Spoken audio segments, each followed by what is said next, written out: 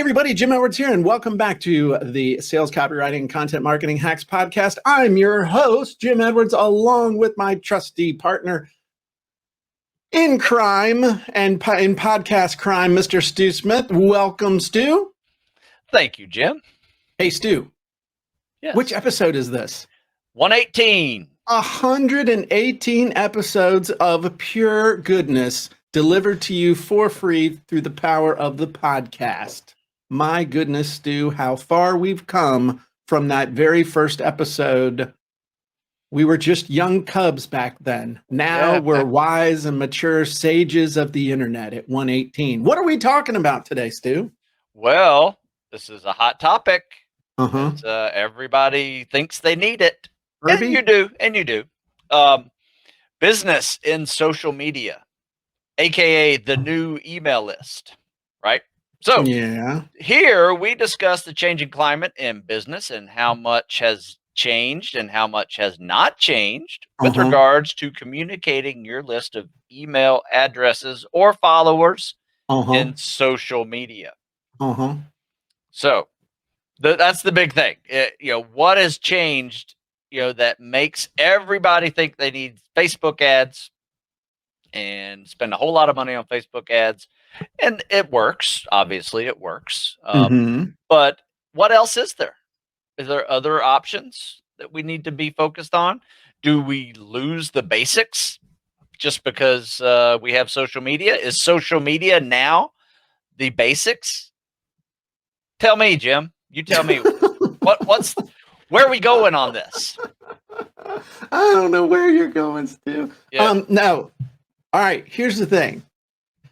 I have heard the death knell of email marketing at least 5 different times in the last 20 years. And yet people are sending more email now than they've ever sent. And email is ultimately where you want to get with communicating with your customers. Now, we have live people here with us. And I'm just curious, the people that are here inside, that are here watching the Jim and Stu Show on jimandstewshow.com or watching us on social media, let us know. Do you have more than one email list? I mean, more than one email address? Do you have more than one email box? Do you have like your personal box, which is only for friends and family and things you really care about? And the other one is like the throwaway email that you use when you sign up for lists, when you're trying to get the free bribe that they're giving you, or you're doing, you're signing up for webinars and stuff like that they just not, so basically you can't get spammed. It's your, how many of you have more than 2? Like a bunch. Jay says yes. VJ says there's 7 different emails. My boy Gordon says I have a few. Don says many emails.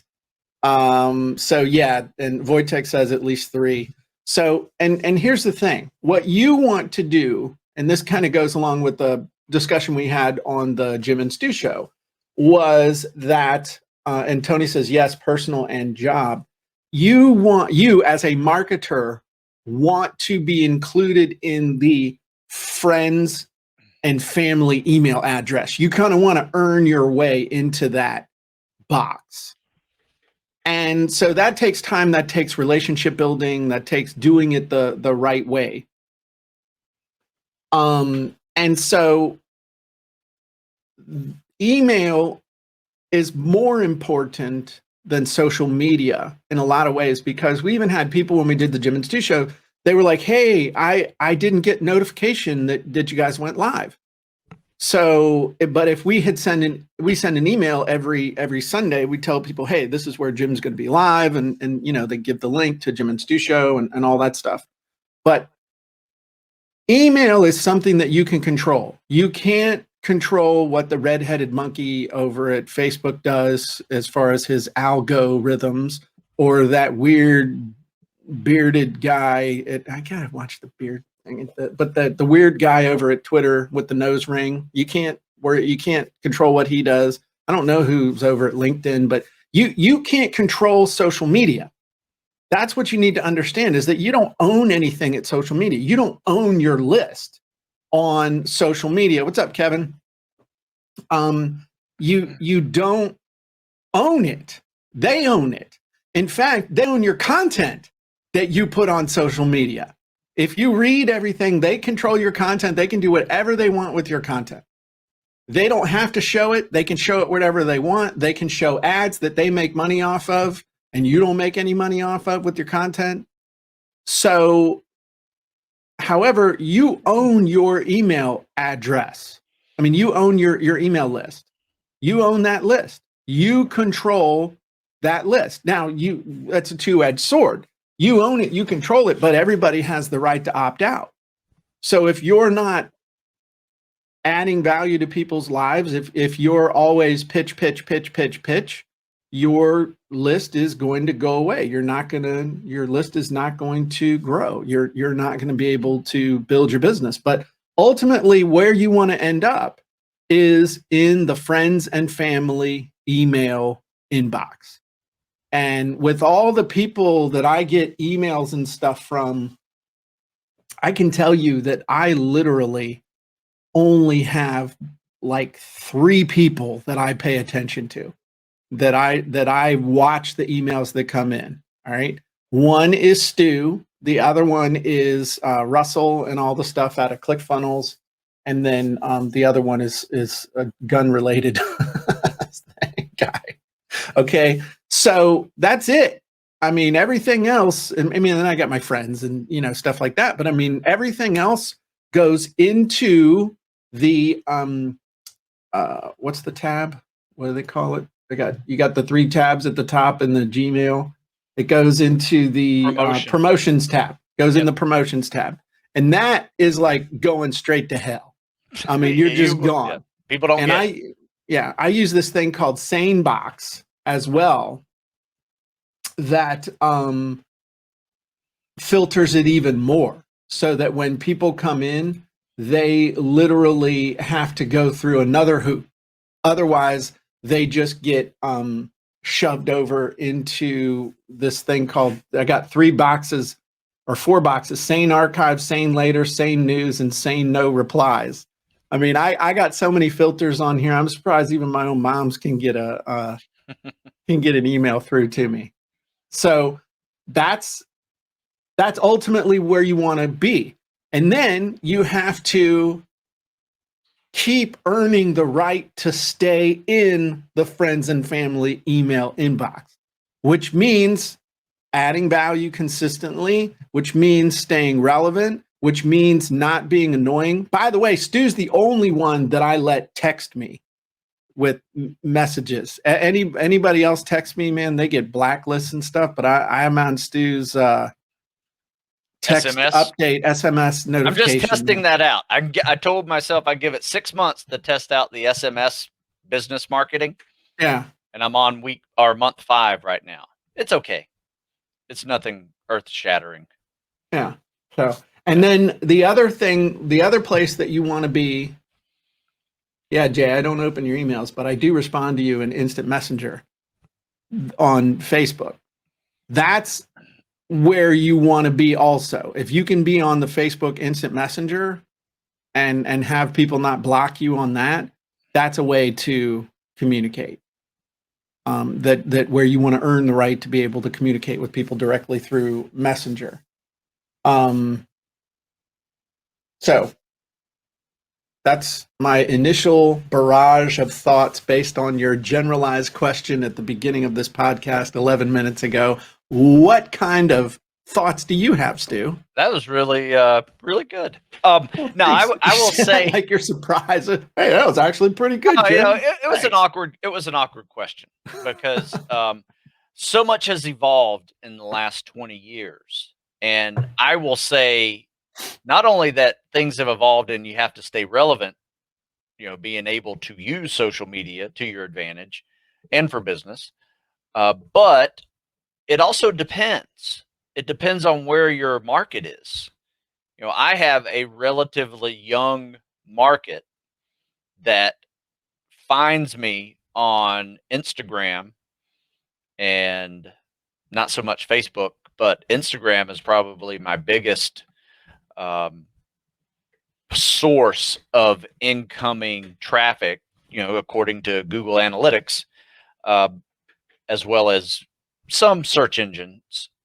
But most people are coming from Instagram to my Shopify store, right? However, I have an email list as well that I generate, several thousand email pumps out there, for new products, articles of the week, things like that people will receive. And once they get some new content, they have some new offers in there that they see, just once again, just staying on their mind to say, hey, here's an answer to this problem. You don't have a gym because of COVID. Look at this great program right here. This is an answer. That was a really good one last year. And I did that mainly by a combination of both email and social media, because it was affecting, previous customers as well as new customers that were just looking for ideas. Right. So I think it's a good way to kind of separate your warm and cold traffic a little bit. So that's why I typically utilize both. Yeah, well, you should use everything, but understand, I mean, like, we're in the middle of a launch right now for the new release of 7-Day ebook version 3.0. And so we're going great guns on social media and on email. I mean, everybody's knowing about it. We're doing a good mix of promotion and content and all that good stuff. But if it wasn't for the email, email still, I think at least 80% of our sales come as a result of sending emails to people who have agreed to receive email from us, telling them we have some value that they need to go check out. Now, Wojtek brought up something interesting. He said, if you, this happened, if you go to social prison, you still have your email list. Now, I went to Facebook jail, not once, not twice, but 3 times in about 4 or 5 weeks through no fault of my own. It was because of technical issues and getting caught up in IP address BS and other things. And I figured out basically what it was, Stu. Was that depending on my physical location, what was happening was I was using my Wi-Fi at the house, and then when I walked out to the chickens, the Wi-Fi wasn't strong enough, so it was switching over to Verizon's IP address, and so it was like my account had been taken over, and so that's why they did that. And so when I figured out to turn off Wi-Fi before I started, then it hadn't happened since. So that's a good discovery. Right. Yeah, that's smart. But imagine if I had been promoting, say, like my 2-day workshop I did, or in a couple of weeks, we're going to be doing a 7-day Write Your Book Challenge live. And imagine if I'd only been using social media and I'd only been saying, hey, I'm going to do this on Facebook. And then all of a sudden you're in Facebook jail, you've just screwed your whole business.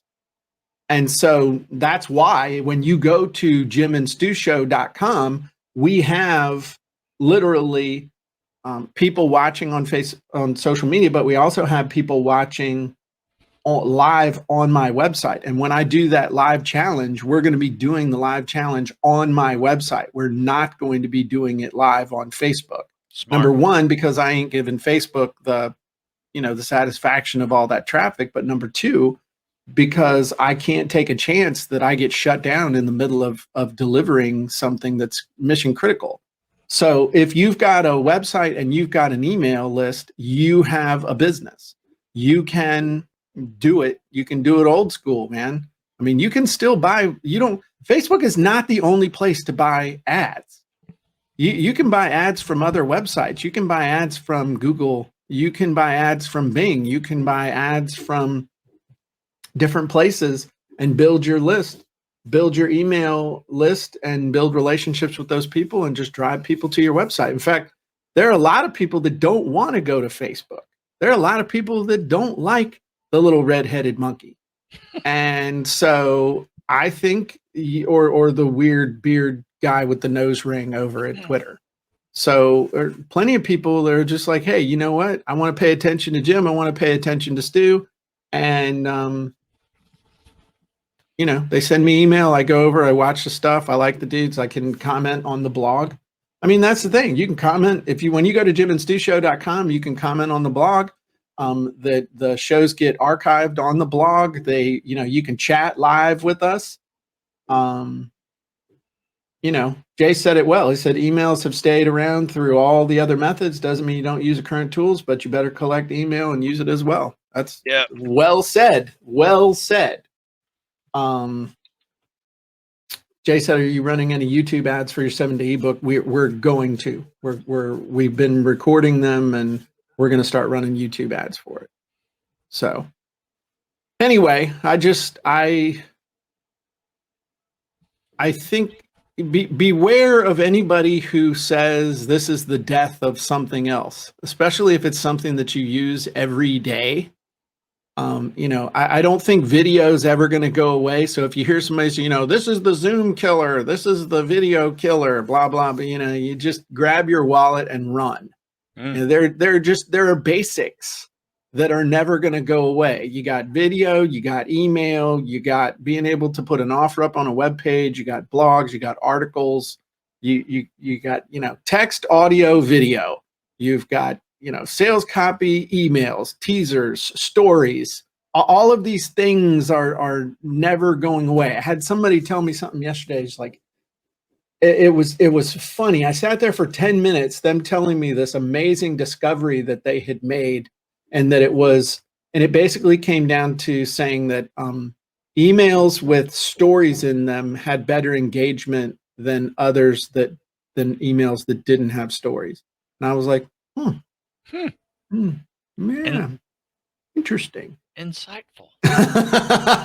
Exactly. Now, the one thing I don't understand, all right, and I'm going to put, and this goes along with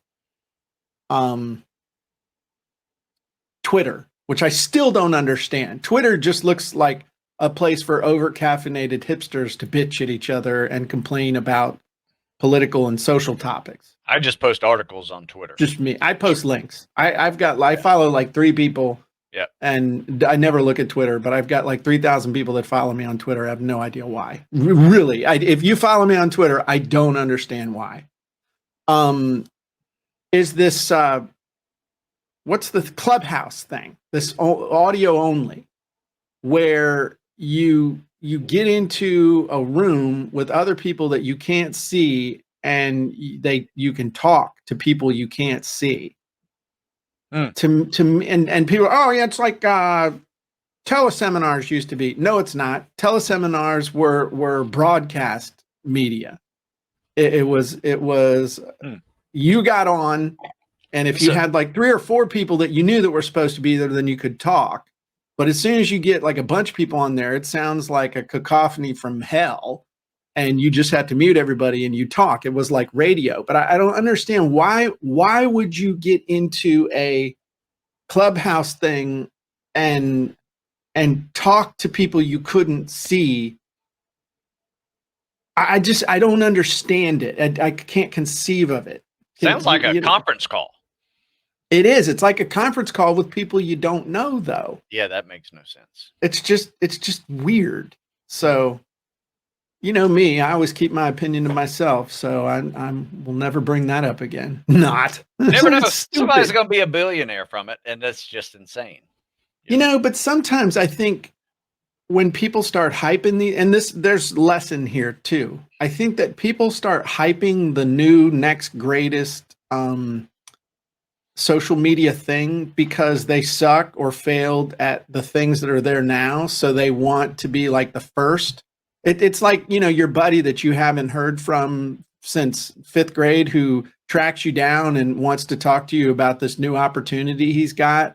and he starts whipping out the circles and the lines and stuff and talking about dynamic compression and how this vitamin is going to change the world and we're all going to become millionaires by getting people to sign up at $13.50 a month. And then you ask, is it Amway? No, it's not Amway. It's not Amway. And I think a lot of that happens too, is that these people that want to be social media stars, like, okay, I want to be the first one into this one so I can dominate it. But it's BS. It's just BS. So anyway, I mean, I don't really see where you're gonna. I don't see what the next one's gonna be. You can't dismiss the basics, right? The foundation of doing business before social media has not changed, right? And if you want me to sum it all up, it comes down to this: who do you serve? What problem do you solve for them consistently? How do you solve it? How do you stay in touch with them continuously to keep them up to date and develop a relationship with them? And how do you stay relevant in their lives? That's really how you do it. And you're going to do it by sending them email. You're going to do it by doing videos. You're going to do it by creating text articles. You may do it with an audio podcast. Okay, that's what, we do a video podcast, but it can be audio. But it's like working out. There's push, pull, core, legs, cardio. Anything else is a subset of those 5 things. Anything you could think of is a subset of those 5 things. So you got to master those 5 things. And then you pay attention. Maybe there's a tool that will come along that will change everything. I mean, if we were sitting here talking about MySpace, you might know that we were full of crap. MySpace is the best, man. Just check out my page. But unless something comes along that helps people to be able to build an online tribe better, faster, easier, communicate with them in a way that is going to reach them faster, it's like the tools are pretty much here. Now we may segment those tools based on political affiliation. You see stuff like what's the Facebook, Twitter alternative that got banned, and I don't know. Come on, what's the Rumble? No, Parler. Parler. Okay. Yeah.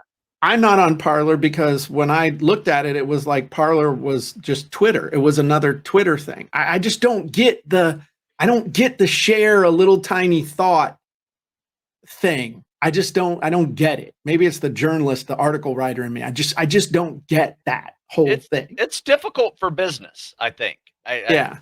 I mean, some people use it for business, but depending on your market, it's you have to have a certain niche that is into Twitter, right? If that's your business.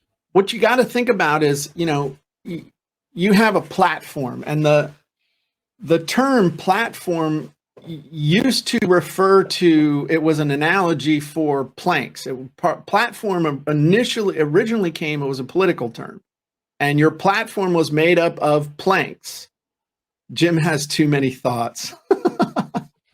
But it was made up of planks, and each plank in your platform was an idea that you had. It was a position that you had. If you think about your platform as planks, okay, my platform is made up of my blog, Facebook, email, to a lesser extent, Medium, YouTube, and other stuff. But the main platform is email, my websites, my funnels, landing pages, my blog, and Facebook. Those are the main planks. But if Facebook ever disappears, I can still communicate with my audience. So it's just what are the planks in your platform that make the most sense for you to be able to communicate with your audience effectively and over the long term. But if part of your platform is not email, you are literally building your business on a house of cards. So that's good. I like that. That's a good way to sum that up. Hey, instead of me asking you, is there a wizard for that? I have a new closing segment I'd like to start doing as well. Maybe alternate the two. Okay. This one is, this one is, I was inspired by last week's show. And last week's show was, we talked about, to differentiate yes men from naysayers, from those who are genuinely concerned about you. And that one had a slight digression into optimism, realism, and pessimism. Remember that? I do. You wrote an article. You wrote a really good article as a result of that discussion. I pumped that thing out and it blew up.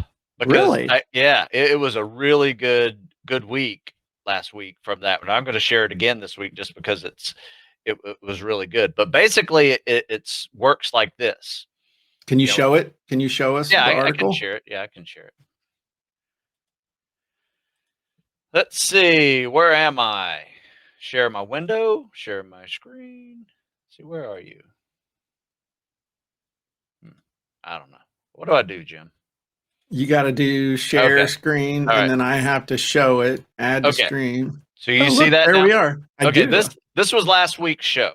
But anyway, it was quite inspirational for me because I popped out an article called "An Optimist, a Realist, and a Pessimist Walk into a Recruiter's Office. Two walk out, and only one makes it. Guess who?" Right. That was really good. I even texted you when I saw that. I was like, "Holy crap, dude, that's good." That was an SMS one I shared too. So I shared that on text. That even got you to say, "Oh man, I want to read this." So, but basically said I read that article. It was really cool. Cool. Well, thank you. But anyway, it's basically a recruiter. All three want to go to SEALs, and the optimist is like, "Yeah, where do I sign?" And the pessimist is like, "Oh, I don't even want to try." And the realist is like, "Well, I got to work out a little harder before I make this decision." And, so they go through this journey, and it's kind of funny. They meet up, 9 months later, and there's a moral of the story, and it was really good. So, and if you want to find out which one made it, you need to read the article. Yeah. And you can do that at StuSmithFitness.com. Go to StuSmithFitness.com, and then in the upper, somewhere on the top, there's a link to the articles right here. So all you got to do is click the articles link, and boom, it's right there at the top. Where? Right here. So Stu I'm not seeing it. All I'm seeing is Jim and Stu show. Oh, yeah. Oh, really? Yeah. You never saw my article at all. So it's not sharing. No. It's sharing a screen that shows your browser that just shows Jim and Stu show. Okay. Is it sharing anything now? No. Man, this whole video, this whole share screen is this whole video thing. Don't let it get in the way. How about this one? Now you see him at Stu Smith Fitness? Now I see Stu Smith Fitness. Yeah. Yeah. So anyway, it's you click the articles link, and this article's at the top. This is the last article I wrote. I've been pretty busy this week. I haven't done any others, but that was pretty fun. No, that's awesome. I thought it was great. Yeah, it was fun. And, anyway, it was a moment of inspiration by our show last week. That's very good. For sharing with you. I don't think I was inspired by our show at all. In fact, I was slightly depressed when it was over. So thanks for balancing that out. Well, I thought you were also going to come up with your own little optimism, realism, pessimist story, about writing an ebook. I'm going to publishing your first book. I thought I was too, because I told you I was going to do that, and then I didn't. But I did a different thing. So I did something else. Yeah. But anyway, if you were considering something that you sell, and you want to try to place it in a different context, see if you can come up with the optimist, the realist, and the pessimist story that fits. Okay, I got it. Business model. I got it. I'm going to tell it right now. An optimist, a realist, and a pessimist all decide to write a book. 1 week later, only one of them has done it. Love it. So here's what happened. The optimist said, "Oh my God, I can write a book. You mean I can create a book in just 7 days? This is going to be amazing. I'm going to be world famous. My mom's going to be super proud of me. This is amazing. Gosh, let me think about what kind of a book I could write. Well, I could write all kinds of different books, and then they just go off and off and off. The pessimist says, there's no way in hell you could write a book in a week. Oh, if you did, it would be a piece of crap and no one would read it. In fact, if anyone did read it, you would be exposed as complete and total fraud that you are. And so it's better for me not to do it at all. And the realist says, wow, Jim Edwards said I could write a book in a week because it's not a question of sitting down and gutting out the book at the keyboard like they've done for hundreds of years. I can use technology and strategy to create the content super fast and then get it edited and published up on Amazon in less than a week. Well, maybe I need to do a little bit more research and learn the process for this real quick and get it done. And that's exactly what the realist did. He sat down, he discovered not one, but 9 different ways to create an ebook in less than a week, chose the one that was best for him, marked out the time on his calendar, got it done, created the content, hired somebody to lay it out at Fiverr, hired somebody to create the cover at Fiverr, and then followed Jim's instructions and used a couple of wizards to make the creation of the back cover copy and the on-screen copy for Amazon, push button simple. And in less than a week, he had his book done and up for sale on Amazon. And the best news of all, he was able to discover how to do all of it for only $29 at 7dayebook.com. So do you want to be an optimist, a realist, or a pessimist? I think we all know the answer to that. Head on over to 7dayebook.com and get your book done in less than a week too. Kaboom! How was that? That wasn't bad, right? I love it. I'm here to inspire, Jim. That's what I do. We'll have to do. Somebody said, sounds like a new wizard coming soon. We should do the optimist, realist, and pessimist wizard. How to tell that story. What a great story. That would be like that would be really cool. That would be like a really original take on a story that would, it's sort of a hero's journey, but it's sort of not. It's like the hero's journey and the Wall Street Journal story had an illegitimate baby in an alley, and we discovered it and raised it as our own superhero son. Well done, Stu. Thank you, sir. I like it. We'll do that in my copious amounts of spare time. Sure. Oh, and Jay said, and not only that, he also learned how to become an Amazon bestseller in less than 72 hours. I love it. As the second OTO, which everyone should take because it's guaranteed. Oh. Yeah, you need to get the text out of this video for that article, because that's a good one. I will. That's a good one. Yeah, I like that a lot. All right, cool. Well, this was fun, man. This has been like the roller coaster. I enjoy it. It feels like, I mean, you and I only ever really talk mostly just once a week, but it feels like I talk to you all the time. It's just fun. I want you to know I appreciate your friendship, Steve. Thank you, sir. And me, you. And I appreciate you helping me get in really amazing shape, because they're doing building over here at the house at the water right now. And I'm out there doing my workout and stuff. And they're all just kind of looking at me like, what's wrong with this fool? And then everybody wants to talk hey man, what you doing? Oh. And then they don't want to talk anymore when you tell them what you're doing. And then then they don't want to talk anymore. So thanks, Kevin. Oh, hey, Jane says that's way better than 3 people walking into a bar. Huh. It is. I wonder if we stole that unwittingly. It's okay. Not really. Nah, we didn't. Okay, cool. Well, everybody have a wonderful day. Thanks for joining us on our show and on the podcast. This is the end of the podcast episode.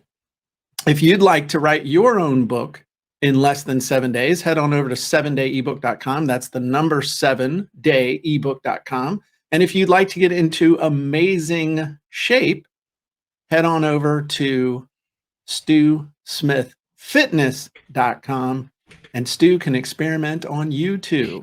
Everybody have a wonderful day, and we'll talk to you soon. You want to end with the polka or with the you won the internet? Your choice, Stu. Let's see what the internet has, winning the internet means. Oh, you don't want, okay. As opposed to.